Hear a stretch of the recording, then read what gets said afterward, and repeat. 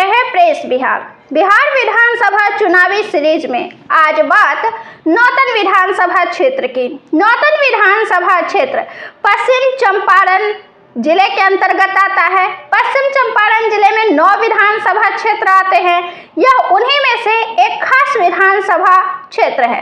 नौतन विधानसभा क्षेत्र वाल्मीकि नगर का एक हिस्सा है। वाल्मीकि नगर लोकसभा का यह एक हिस्सा है। पहले यह बेटिया का हिस्सा हुआ करता था। बात कर ले इस क्षेत्र में आने वाले खंडों की तो नौतन सामुदायिक विकास खंडों से यह बना हुआ है।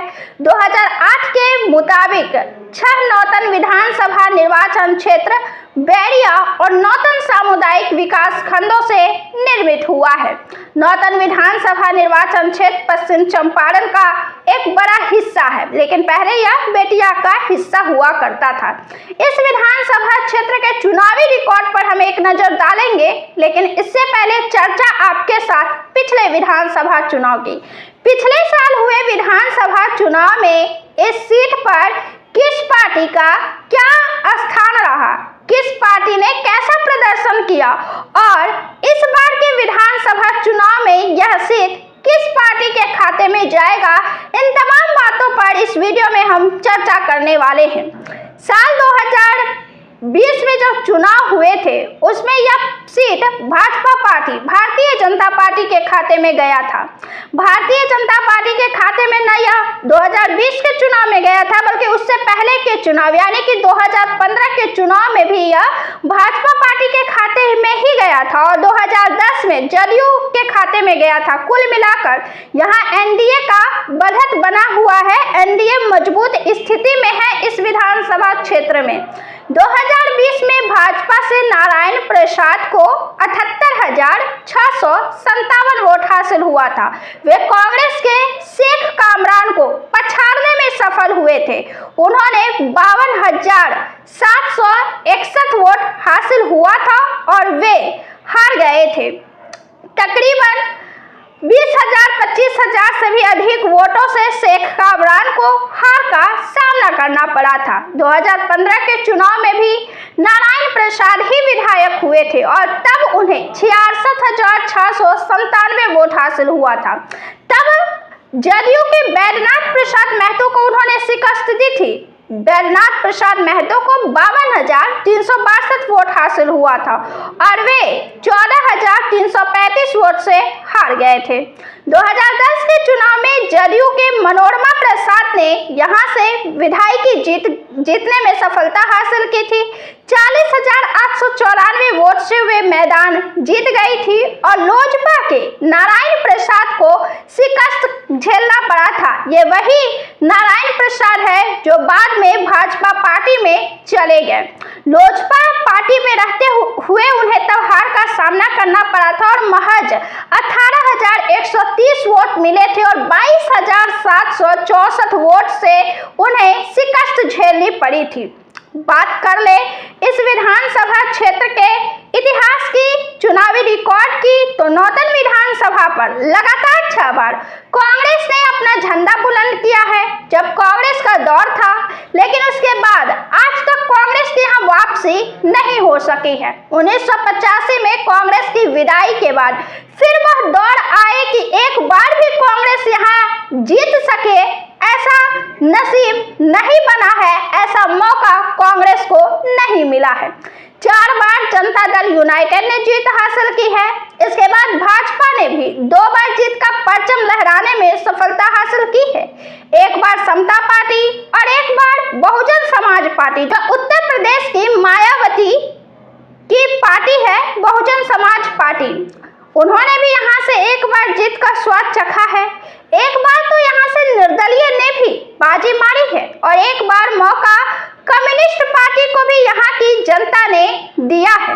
बात चुनावी रिकॉर्ड की करें तो साल 1967 से लेकर 1985 तक भारतीय राष्ट्रीय कांग्रेस का दबदबा रहा है। 1967 से 1977 तक केदार पांडे एक छत्र यहाँ से विधायकी जीतते रहे। लगातार 1967 से 1977 तक लगातार वे 5 बार कांग्रेस के टिकट पर केदार पांडे विधायक होते रहे। इसके बाद कांग्रेस पार्टी से ही 2 बार 1980 और 1985 में कमला पांडे विधायकी जीतने में सफल रही। साल 1990 में यह सीट चला जाता है कम्युनिस्ट पार्टी के खाते में और तब रावकांत द्विवेदी यहां से विधायक होते हैं। लेकिन 1995 में कम्युनिस्ट पार्टी यहां वापसी नहीं कर पाती है, ना ही कांग्रेस पार्टी यहां वापसी कर पाती है, ना ही भाजपा पार्टी। तमाम राजनीतिक दलों को, तमाम राजनीतिक पार्टियों को पीछे छोड़ते हुए निर्दलीय सतन यादव मैदान जीत जाते हैं। उस समय जब कांग्रेस का दबदबा था, उस समय जब कम्युनिस्ट पार्टी का वर्चस्व था, उस समय जब भाजपा पार्टी बिहार में अपना पैर जमा रही थी, तब भी निर्दलीय उम्मीदवार सतन यादव मैदान जीतकर निर्दलीय विधायक होने का रिकॉर्ड कायम करते हैं। वे इस क्षेत्र से एकमात्र निर्दलीय विधायक है। इसके बाद दौर आता है 2000 में समता पार्टी का। समता पार्टी से बैद्यनाथ प्रसाद महतो विधायक चुने जाते हैं, लेकिन 2005 में वे जनता दल यूनाइटेड से विधायकी जीतने में सफल रहते हैं। 2005 में 2 बार चुनाव होते हैं, एक बार फरवरी माह में और एक बार अक्टूबर माह में। दोनों बार वे जीतने में कामयाब रहते हैं।